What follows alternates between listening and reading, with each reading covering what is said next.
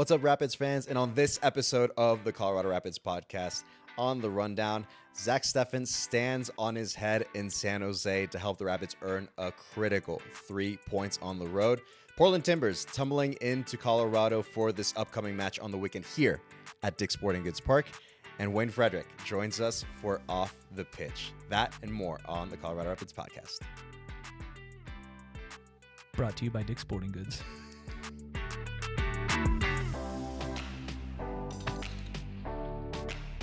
Welcome, everybody, to the Colorado Rapids podcast and this week's rundown presented by Dick's Sporting Goods. I am your host, Mike Rovolo, joined alongside my good friend, Drew Moore. Drew, how are we doing, man? I would say I'm feeling good, but I'm kind of under the weather a little bit after this weekend. But 3 points richer, no? Hey, that'll make you feel a little bit better, right? A little bit, yeah. Hey, road wins are hard to come by. This is the second week in a row I'm saying it, which is a good sign because it's the second road win in a row for the Rapids. So I'm feeling pretty good too on a St. Patrick's Day. Yes, on St. Patty's Day. Yeah, I forgot that it's St. Patty's Day, especially when you're working weekends and covering games. It's all the days are just kind of run together and are just all the same. Yeah, but, of course. So I know, this is kind of a slight side note with our typical MLS talk, with us being involved in some of that around MLS talk that we do. But Open Cup is kind of right around the corner. Des Moines Menace last year made headlines with a certain Sasha Kleshin kind of getting in the mix there. Looks like he's inviting a bunch of his buddies this time around to have a go at it. Did you get a call, Drew? Did you get a call to join the Des Moines Menace by chance? What are they doing over there? No, even for that group, I'm too old. I think they might bring me on as their developmental. But no, I think I wasn't nice to those guys. I always beat them in big matches, So maybe they're a little sour. There we go. Oh, there we go. Yeah, just a little shade just from the distance. So that's why. So they just didn't like Drew Moore because Drew had them all in his pocket more often than not when playing against each other. But maybe another team comes around and we'll see a Drew Moore out there just rolling back the years. I hope not, but I think it could be kind of cool. Well, I wouldn't mind it. I appreciate it. I'll say I wouldn't mind it. I'd be tuning in, that's for sure. So anyway, so that's just a funny little side note there, since we of course Open Cup is just right around the corner. Of course, a historic tournament in this country. But obviously, what we want to talk about as it pertains to the Rapids is the match that we just mentioned briefly from this weekend against the San Jose Earthquakes, where it was a big road win. Mm-hmm. Another one for the Rapids, where it's. Points are hard to come by for in this league. But we're now going to take a look at some of the highlights and see kind of what we saw from the action this past weekend. And, of course, the guys getting ready, making their way to the pitch. And very early on in the first half, within the first 90 seconds, that Zack has to step up and make a save.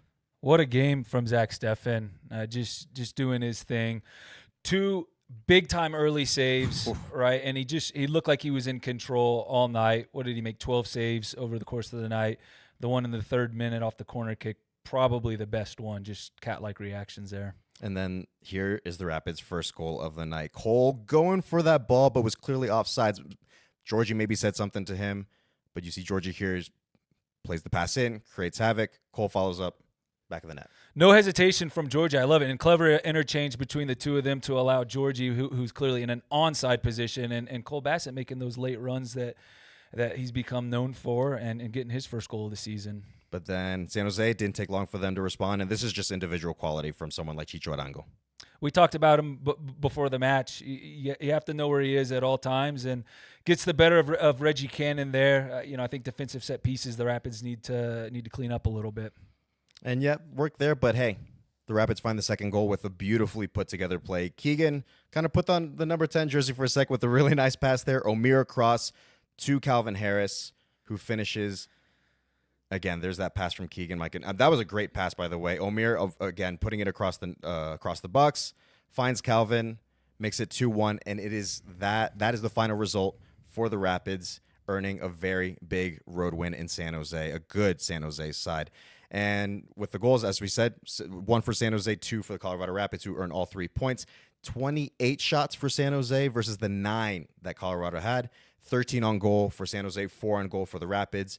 Corner kicks, there was 10 for San Jose, 4 for the Rapids. And then in terms of possession, 60% for San Jose and 40 for the Colorado Rapids. So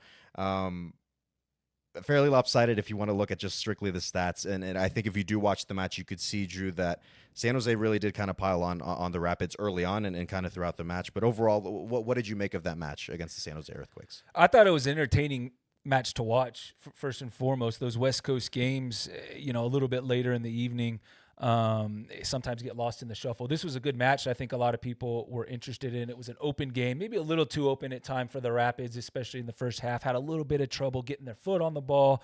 I thought San Jose did a good job with some of the 50-50 balls. Were able to come out on top. But the Rapids did what they had to do, and Zack Steffen, by far the man of the match, and like I said, doing Zack Steffen things which you need him to do at times on the road. Second straight road game, always going to be difficult against some of those attacking options that the Earthquakes have. But what can you say? Rapids, even in an open game, had some quality chances going the other way. Were opportunistic in those chances. You love to see Omir Fernandez and Calvin Harris coming into the match and making an impact in the game-winning goal. But yeah, things to work on for sure. But you're never gonna walk away from 3 points on the road unhappy. Never. And this is something that Chris Armas always says, but I think everybody in the league recognizes that it is incredibly difficult to get any points on the road, let alone the 3 points, right, to get the full win, especially in this match for the Rapids. When you go to a place like San Jose where they were starting off the season pretty hot, the previous weekend they lost at home to Minnesota, but that still didn't take away from the fact that there's a lot of quality on that side. And the Rapids, I think, knew they were up against it against the Chicho Arango, Joseph Martinez, Hernan Lopez, who they announced on Friday was out 3 to 4 months with the shoulder surgery that he had. But there's still plenty of other quality, all managed by Bruce Arena, who we know wherever he goes, he kind of has that Midas touch, the Bruce touch, I suppose, if you will, just improves teams wherever he goes. But you kind of mentioned a few things there, Drew, with how you felt, what you saw from this match between the Rapids and the Earthquakes. But one thing I wanted to note to start off in terms of diving a little deeper with some of these things is Zack Steffen. Zack freaking Steffen. I mean, Drew, he stood on his head, and as we saw with the highlights, very early on, and just had himself one heck of a night. We talk about Zack Steffen a lot on this podcast for good reason, and he started the season. Is he the best goalkeeper in the league right now? I know it's only been 4 games for every team, but there's an argument to be made already as front runner. It's way too early to say that, but I'm gonna say it. He's made some phenomenal saves, certainly on Saturday night.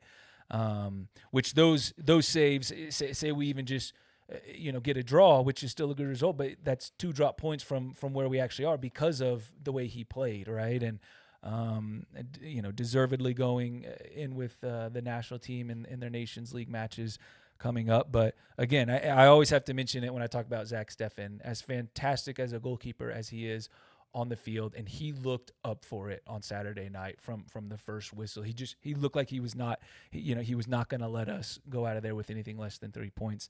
But just the maturity and the confidence and the leadership that he brings within the locker room has been massive from Zack, and well deserving of the call up. Tremendous presence, and I've said it many times before. I'm sure you, as a center back, find a lot of comfort when you have someone like that behind you in protecting the net. It's someone with such a presence, just in general, with his play, with his experience, with his leadership.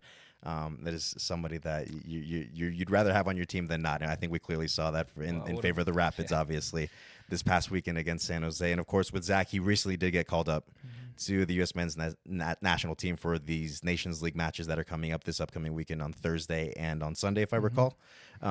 So that's big for Zack. I think quite a way to show yourself up to Mauricio Pochettino and the coaching staff there, especially with a performance like that, and kind of make a statement and hopefully say, I'm going to be the number one. There's an argument to be made, and I think I saw a Pochettino quote midweek last week that the goalkeeper, there's no number one right now, and so perhaps that position is up in the air. Would love to see Zack Steffen claim it. Oh yeah, it'd be fantastic. Zack has more than earned it. He showed it. I think that his big point came last year in Leagues Cup. All the saves that he was making and PK shootouts and all that, and he's just kind of carried on from there, frankly. So, and he's followed through. So, fingers crossed maybe that he gets the opportunity again as the number one at the U.S. men's national team stage.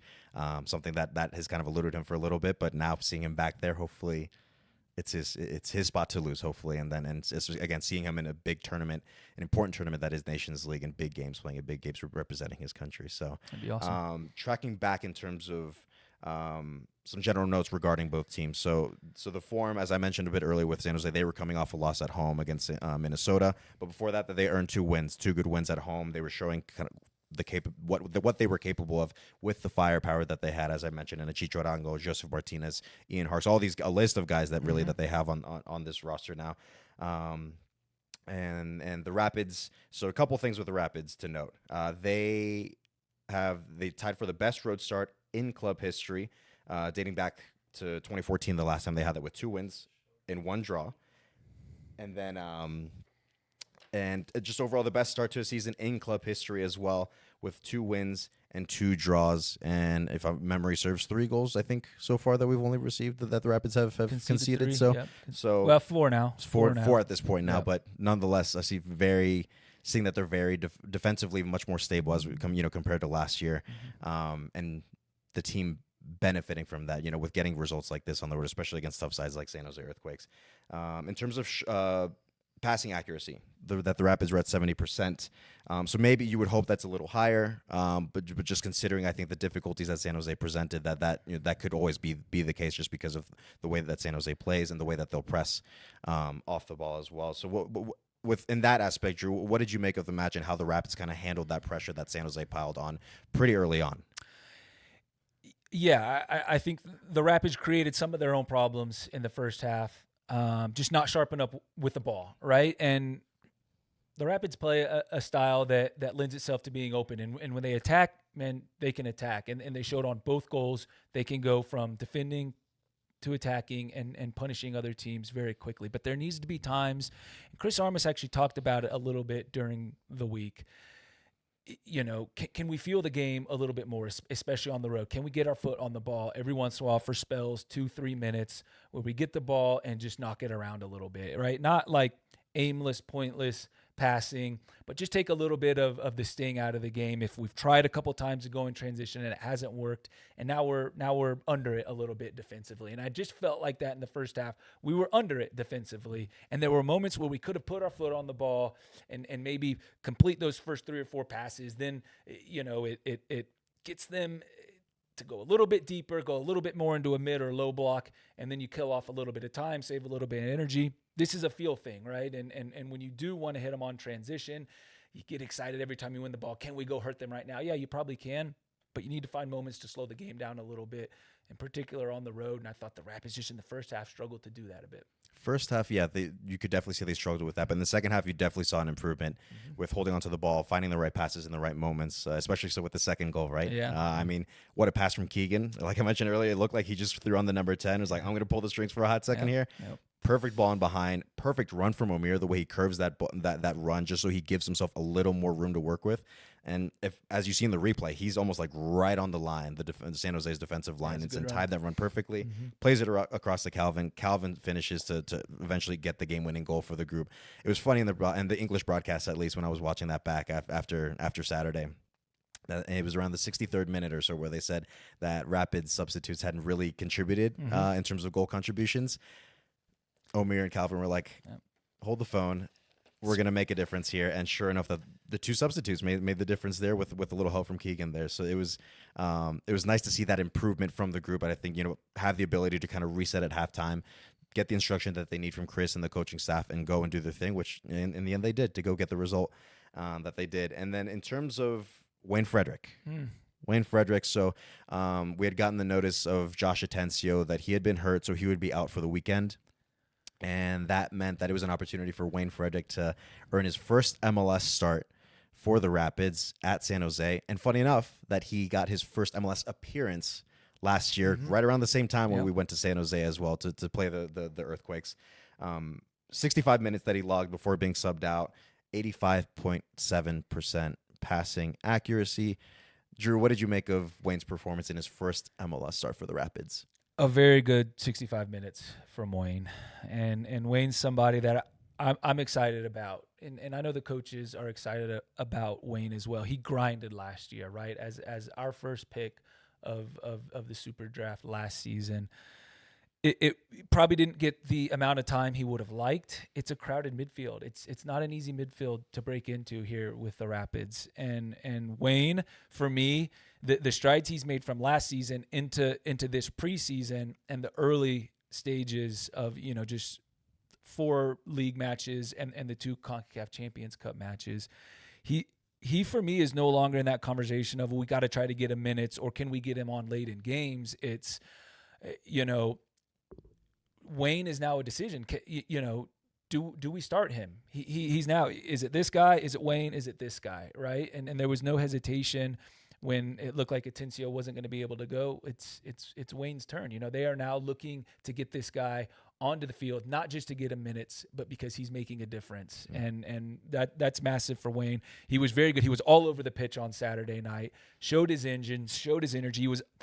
He was unspectacular in a good way, right? Mm-hmm. I think, he will grow into his passing the more time he gets, if and when he gets a running. I would love to see this guy get a run of games. I really would. I know it's difficult. Again, it's a crowded midfield, but I would love to see this guy get a run of games. But he was simple with his passing, a little too safe at times, but you're going to get that. But he sat in front of the back 4 and did extremely well. And really he showed in Austin last weekend when he came on that he's capable of shutting things down. His tackle on Diego Rubio late in the game was phenomenal.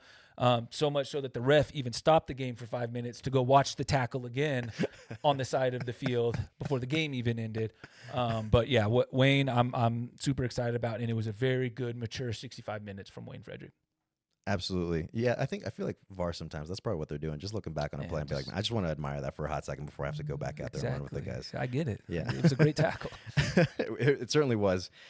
With Wayne, so Wayne stepping up in the way that he did, particularly this past weekend, that creates competition. You had mentioned that, Drew. That'll create some competition. I think healthy competition amongst the group, the midfielders in particular, that'll be vying for those spots to play the full 90 ideally, but at least trying to start. So when you have that sort of competition amongst that many players in certain positions, what does that do for a team? I would imagine that's something positive, if anything, and particularly for the coaching staff in terms of trying to make decisions, no? It's huge. You need competition. You need the coaches to go into their meeting room there and have decisions to make. And that's what I'm saying. Wayne is giving them another decision to make, right? And it's keeping those other midfielders on their toes, hungry. You look at, Connor Ronan, Oliver Loraz, Josh Atencio, Cole Bassett, Georgi Mihailovic. What team wouldn't want that midfield core group of players, And there's a couple other guys that I'm leaving off the list, but Wayne has just added himself to that conversation, and I truly mean that. He is in that conversation right now, and he proved it Saturday night. And so now Tuesday mornings become very different for the rest of that group, right? Because it's like, well, this guy's ready to go now, right? I would love to see him have a run of games, but Wayne Frederick's ready to go. He's still young. He's 20 years old. He's still young, but he's hungry. And I was proud of him on Saturday night. Yeah, I think everybody was with the performance that he put in against a very tough San Jose Earthquakes side in their house, where the crowd was good. They were energetic. Me being on the ground, just taking it in, and the fact that Wayne played the way that he did. All props to him, and hopefully, maybe we do see a stretch of games, or we would like to see a stretch of games where he's in there cementing himself potentially, right? But again, that's where that competition is going to come in. So we'll see who's kind of consisting and creating that midfield for the Rapids. And Wayne's versatile. He can play outside back. He can play on the wing, and that's good too. But I liked what I saw from him in the center of the pitch there. Yeah, Chris Armas loves himself a young buck. He knows he leans a lot on young players, not because he wants to give them the opportunity. If Wayne earned that start, it's because he earned it. Mm-hmm. He leans on young players because he firmly believes in that as not just a young player, but as a young person, that they don't want to let you down. Absolutely, they're going to put in all the effort. They're going to do everything they absolutely can to make sure that they prove you right, and choosing them to make a decision like that and putting Wayne in this case as a starter.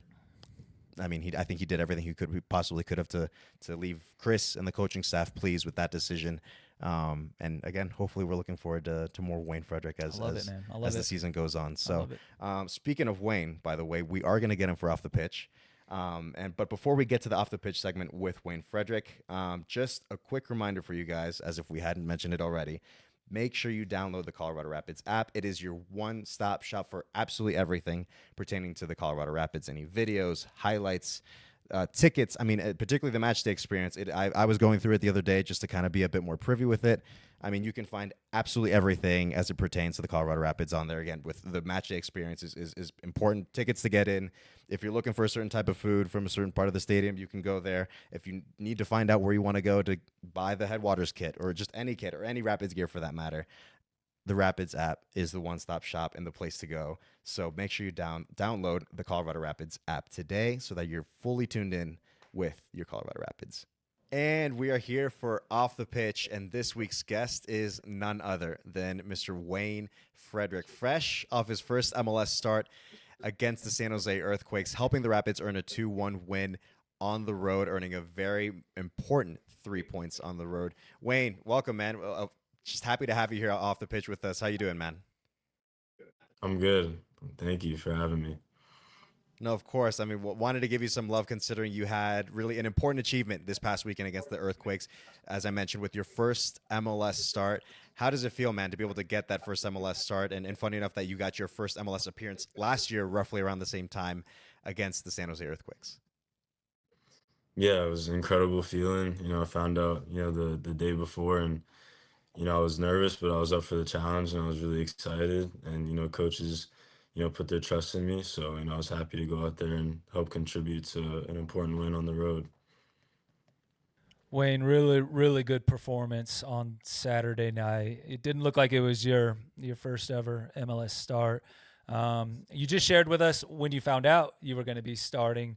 Let us know kind of in the day and moments leading up to kickoff what was going through your mind. Yeah, once I got into warm-ups and then, walking out from the tunnel, I was just like, it's time to go, time to play. It's a normal game. Just go out there and have fun. Coach Armas, he told me play freely.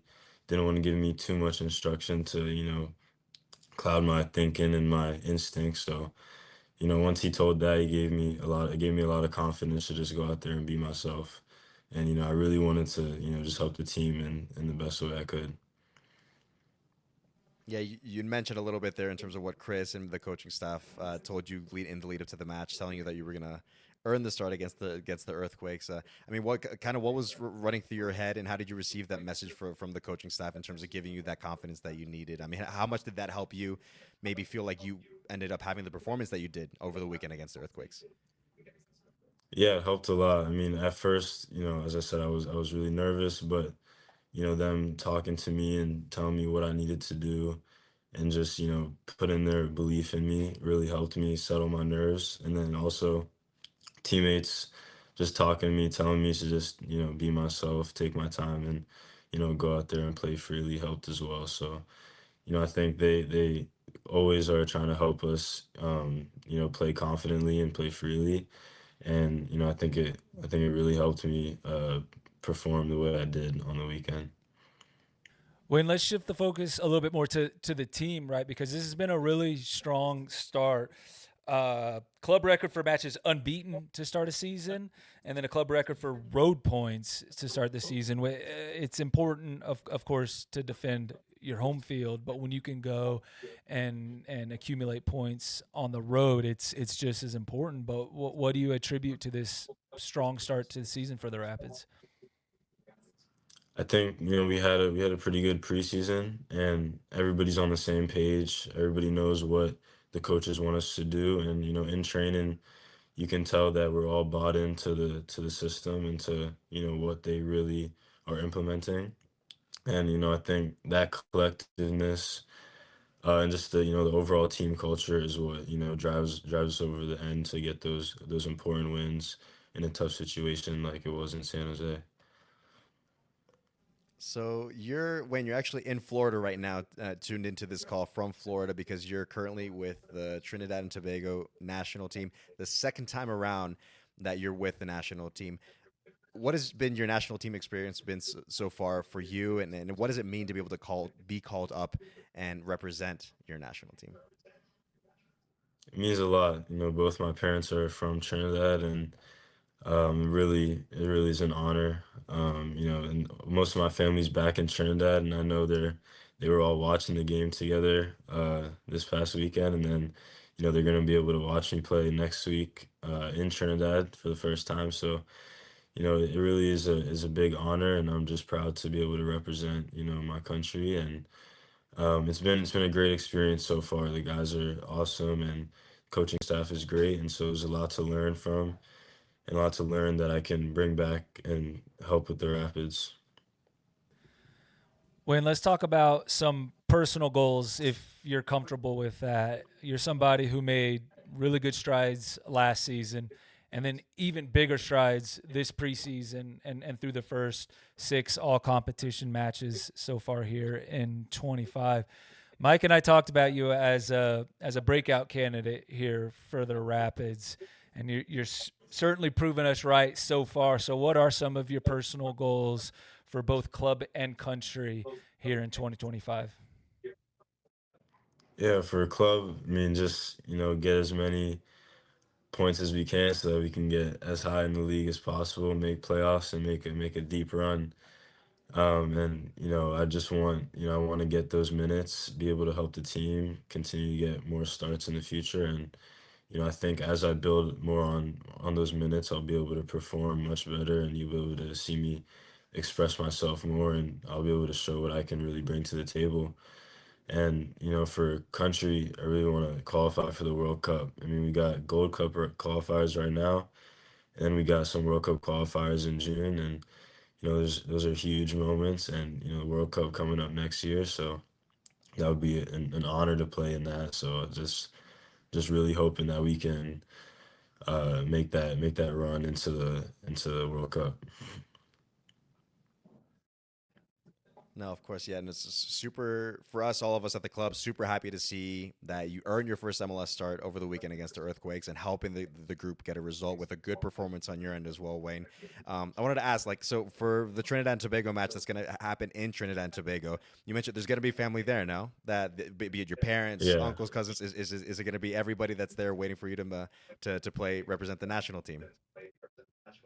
yeah, everybody's gonna be there. It's gonna be awesome. You know, uncles, aunts, you know, my grandparents.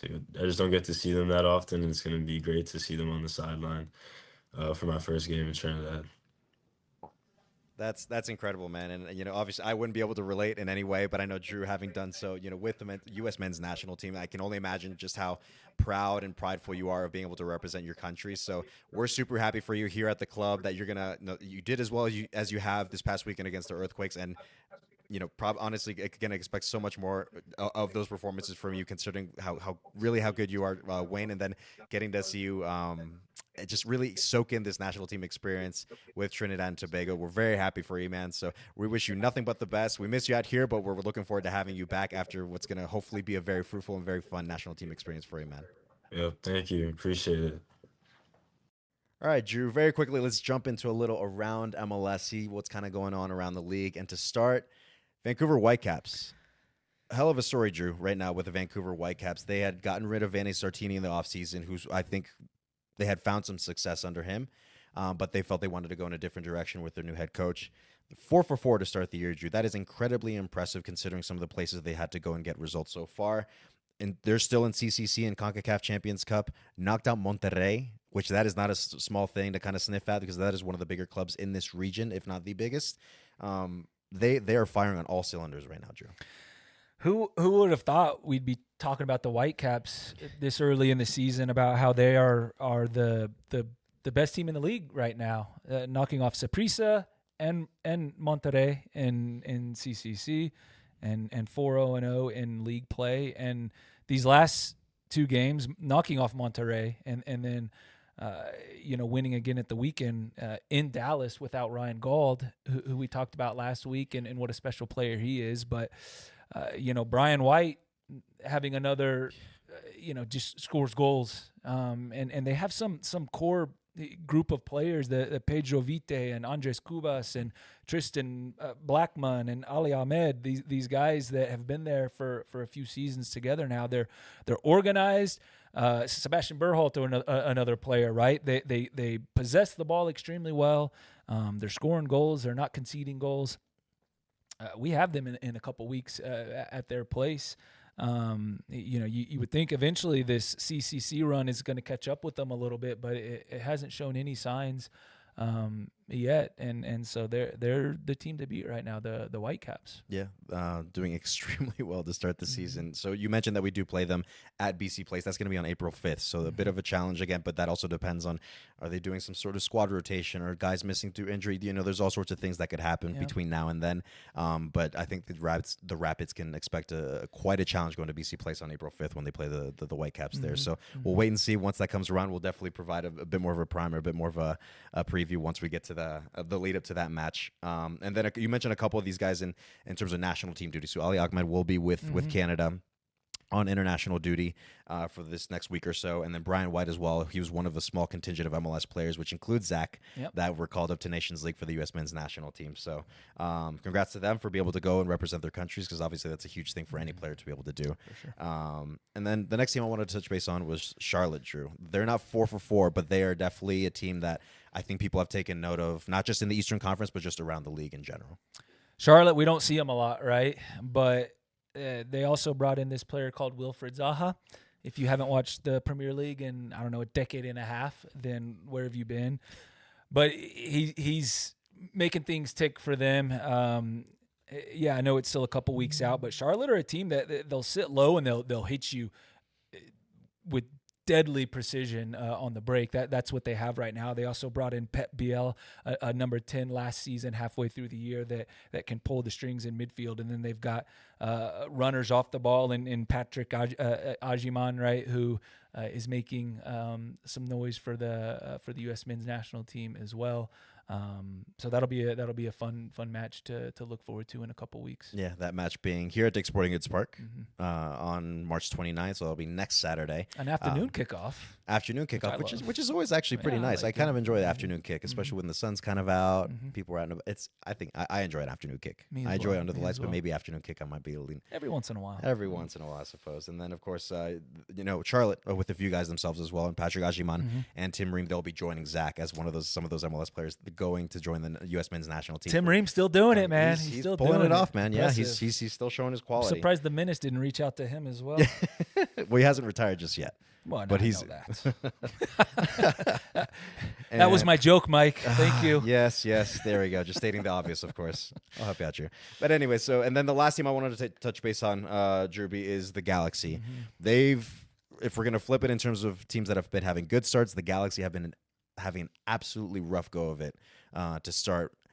I think the positive is that they earned their first point of the season, going to what can be a difficult place that is Providence Park against the Portland Timbers with the 1-1 draw there. What did you see in that match, and what have you made of the Galaxy so far with their struggles? They just look like a different team with Ricky Puig out, Pencil still not healthy.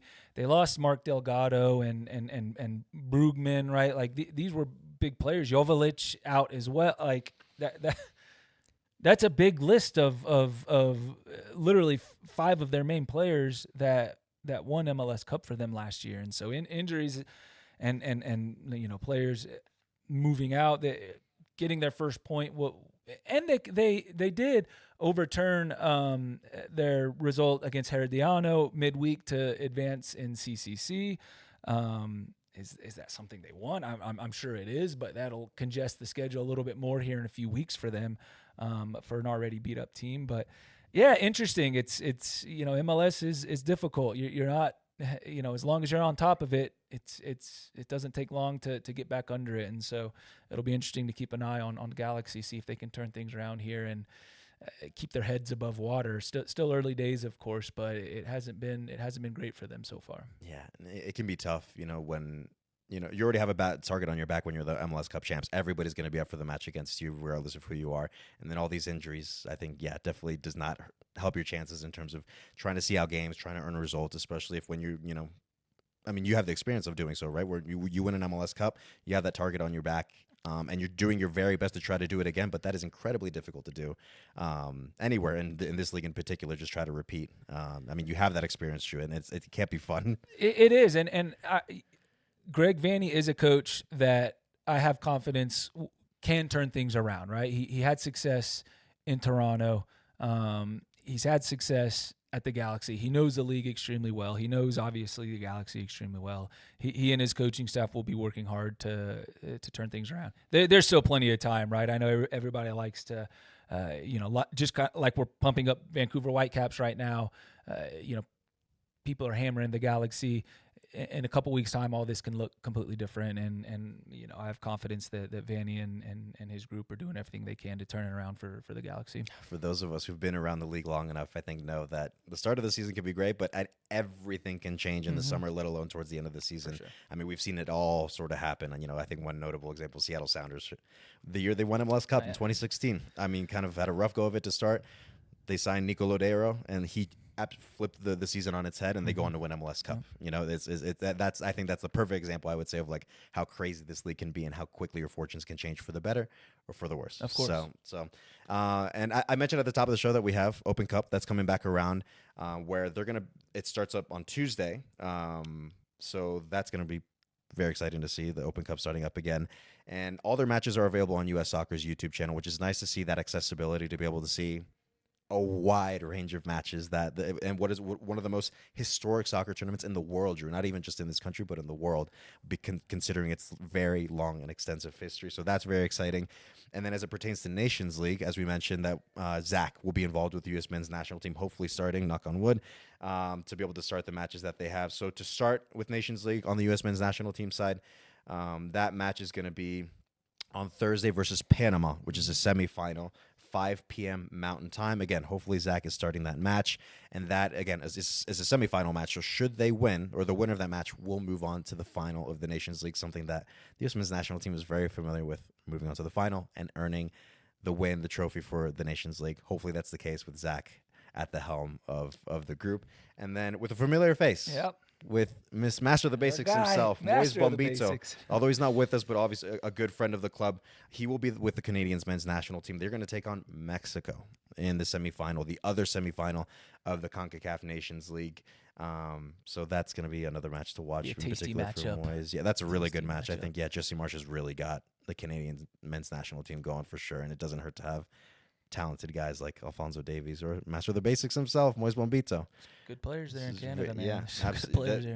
There's something in the water in Canada right now. They've got it going on. All right, Drew. So that does it for around MLS and kind of other news and notes that we had as it pertains to Zach, being with the men's national team in Nations League this upcoming weekend. But let's get into it with looking ahead to this match against the Portland Timbers. That's going to be this Saturday, March 22nd, 7:30 p.m. Mountain Time here at Dick's Sporting Goods Park. Right so if here. you haven't gotten your tickets, get them because you want to be here for these matches at Dick's Sporting Goods Park. They're always fun to be at. And if, of course, you can't make it to the match, whether you live outside of Denver or just unable to make it that night, you can catch the match on MLS Season Pass. And then another note on top of that it is Women's Empowerment Night, at Dick's Sporting Goods Park for that match against the Portland Timbers. And, of course, we are welcoming NWSL Denver to the house during that night, so make sure you get your tickets early if you're able to make it to the match. And also, there is a very limited amount of NWSL Denver scarves. I'm always down for free scarves. So if you guys are really, really eager to get out here and get a free scarf, get here as soon as you can. So that was just an added note to this match. But Drewby, let's get into the match itself, what we're looking for, what to expect potentially out of this Portland Timbers side. So just a quick primer on the Timbers so far in their last 3 matches. That on match day 2 that they earn a 1-0 win against Austin. I cannot speak today. My goodness, what is up with me? Well, good thing you're not on a podcast. God, I've been under the weather. This is what happens when Mike comes from the West Coast late on a Saturday night after 3 points. At least 3 points, but those trips are brutal from the West Coast. But anyways. So the Portland Timbers' last 3 matches earned a 1-0 win against Austin at home. Then they went on to lose 2-0 at Nashville, which we had discussed the previous week could have been much worse. Mm-hmm. But then earn a 1-1 draw against the Galaxy, where I think they might have felt that they were a bit hard done by and not getting a PK. So the Timbers are kind of in an interesting spot, I think, at the moment, Drew, with some of the results, the way they've gotten some of those results as well.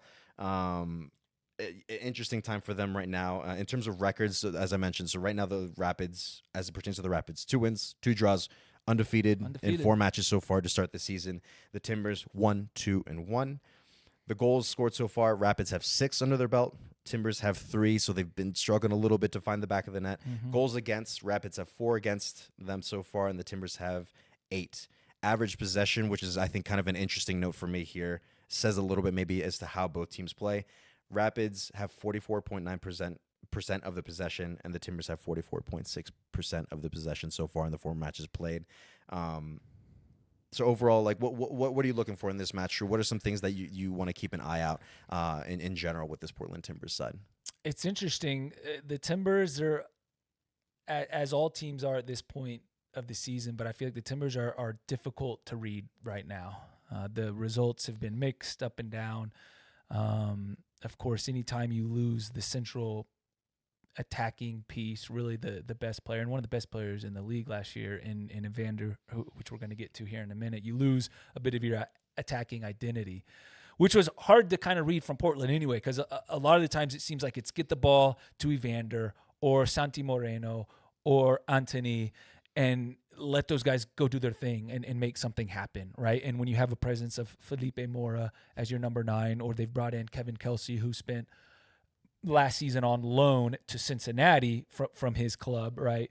What are you going to get? It's you have to stay concentrated, you have to stay online, but it'll be interesting. Yeah, Portland's a difficult side to read right now. Yeah, I think it feels like they're still trying to figure out what they're trying to do, and let alone everybody else trying to figure out what they're trying to do, right? But I think maybe one thing we can kind of expect is that they're just going to go on the counter, right? This is a team that, that's what they typically do, right? I'll let you get into that in just a little bit here, but a couple things to note that you made a mention of, Drew, with Evander. I mean, this was the guy that's pulling the strings, the number 10, and one of the very best number 10s in the league that we saw with the numbers he was racking up between goals and assists. Unbelievable, yeah. He was sold to Cincinnati this past February. He's made a bit of an impact so far, but I think still waiting to kind of settle in a little bit to really show what he's about, as we have seen when he was with the Portland Timbers. So with him being sent to Cincinnati, that's where Portland needed to find a replacement, and they found that in David da Costa, who they got back in February as well from RC Lens from Ligue 1 in France. Evander, like I mentioned, he had a tremendous impact on the Portland Timbers with 34 goal contributions. He was involved in over 50% of their goals. I mean, when you lose someone like that, that's quite a few goals that you're kind of wondering you're left to wonder where the goals are going to come from between assists and the goals themselves. David Acosta, however, now as their new number 10, so far in the season, through 4 matches in the season so far, 1 goal and 1 assist. Portland overall, like I mentioned earlier, they have just 3 goals on the season, so a little bit of trouble finding the back of the net. So, Drew, with this Portland side, what do you expect out of this Portland side, especially when they typically come here to Dick's Sporting Goods Park against the Colorado Rapids? Exactly what you said, Mike. I could see them sitting in a low block and trying to hit on the counter, and a lot of teams do that coming here to Dick's Sporting Goods Park. I'll be interested to see what David da Costa ultimately ends up being for this side, because is he Evander's replacement? Yes, that's who they've talked about bringing in because Evander went to Cincinnati. But he's a different player, I feel like, than Evander. What I've seen, right? Like a bit more dynamic, a bit more of a runner, right? And so. Is he the string puller? Can he start attacks for them? I don't know. But in a game like this, I feel like that's going to be their focus, right? Absorbing some pressure, letting the Rapids have the ball. The Rapids have shown, we saw the possession stat there, right? And if you didn't see it, if you're just listening, it's about 44% for each side, which means they want to hit you in transition. And Portland are a team that certainly wants to. And so the Rapids will have to be really concentrated and online for the entire match and not let some of these individual technical athletic players hurt you and punish you. And it's also a little bit what can we do with the ball? How can we make them uncomfortable? How can we disrupt them if they do come into a low block, right? How can we drag them out and pull them out of comfortable positions? Portland have also kind of rotated their back line. They've played with 4 in the back. They've played with 3 center backs. They've made substitutions of center backs during matches, which is always interesting because you feel like center back substitutions usually aren't prescribed, And so what can we expect? Maybe a little bit the unexpected, which we've kind of got from the Portland Rapids matches the past couple seasons. So it'll be an interesting one. I think the one thing that maybe we could always expect out of them is just the counterattack that you'd elaborate on Drew. Like I think we've seen that for many years now. I think at this point, I think back to when Gio Savarese was at the helm as their head coach. He kind of really, I think, got Portland going with that sort of having no problem to not possess the ball, but being okay with that to go in the other direction. Being as lethal as they were in that time period, in their prime, at least under Gio Savarese, where if they were on the counter, it was almost assured that they were going to score a goal. But again, this is under Phil Neville. This is a side I think that they're still trying to figure out what they're trying to do, and let alone other teams trying to figure out what they do. But I think the one thing you can bank on is them just going on the counter, and that's something the Rapids will need to be mindful of. And you mentioned David da Costa. That's, I think, the one guy that I would keep an eye on my end. I mean, this is the new signing where, with the bits and pieces I've seen of him so far this season, he looks very dynamic, loves to take guys on, has speed and pace to go for days, really.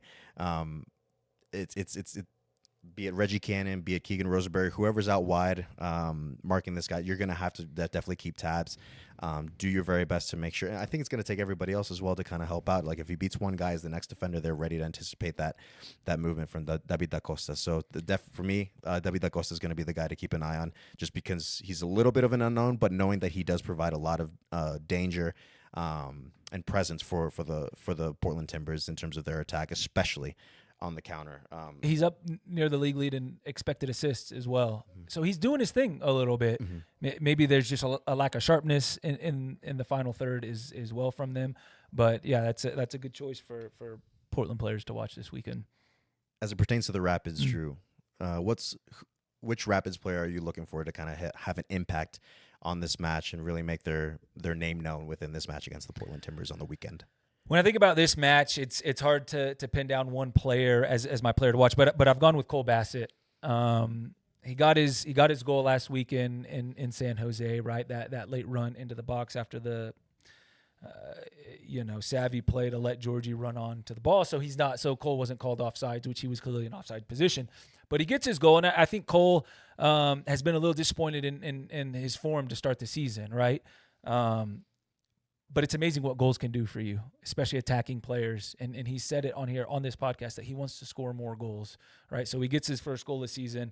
Does that allow everything else to kind of start rounding into play for him to a level that I know he personally wants it to be at, right? And so I look at this Portland game, a team that, might come in and sit a little bit deeper and then try to open you up. That their front four typically don't defend a whole lot. So can Cole sneak around and take up good positions where he can get the ball and start running at these Portland defenders? That could unsettle them. That could unbalance them and give some freedom either to Cole himself or to the Georgi Mihailoviches and the Huff and the Vahos. And so Cole is somebody that I'll pin as my player to watch in this match against Portland on Saturday. I would say it was tremendous for him to be able to get off the mark, really open his goal scoring account. Against San Jose to really get the year started. I know last year he had mentioned that he was disappointed that he couldn't hit double digits in terms of goals. Best believe that he's got that goal on his mind. Obviously, he's focusing on the team, right, in terms of what the team can accomplish as a collective, doing so together. But for him personally, knowing how he is and how competitive he is and how critical he is of himself, he's gonna aim for those double digit goals and knowing that he can. Now it's not something unrealistic because we saw him do it last year or come close to it last year when he got the 9 amongst the few other assists that he had, showing his impact that he had on this team last season. So I think fully expecting that maybe he hits double digit goals this year. But for now, for this weekend, at least as it pertains to the Portland Timbers, I think, I'm with you, Drew, that maybe Cole will be the guy to keep an eye on, and I think could have the biggest impact in this group. So, Drew, you had mentioned that Portland, yes, they more likely than not that they're going to sit, they're going to counter. I think that's the one thing we can expect from this Portland Timber side, if anything, right now, right? But as it pertains to the Rapids and what to expect maybe out of Portland and how you manage them, what are you looking for the Rapids to do? What do they need to do to make sure that they have everything tightened up and can get a result against the Portland Timbers this weekend? One thing I'm really going to be focusing on this weekend is individual battles, the individual matchups, right? Because of the ability that some of these Timbers attackers have, especially in the open field when they get into open space, the Antonis, Santi Moreno, David Da Costa, and then you look at their nines and Felipe Mora and Kevin Kelsey and their abilities in and around the goal mouth. Win your individual battles if you're the Rapids. You're going to be isolated at times, 1v1 defending, maybe 1v1 attacking as well. You know, can you make 50-50 balls, 60-40 balls, 65-35 balls?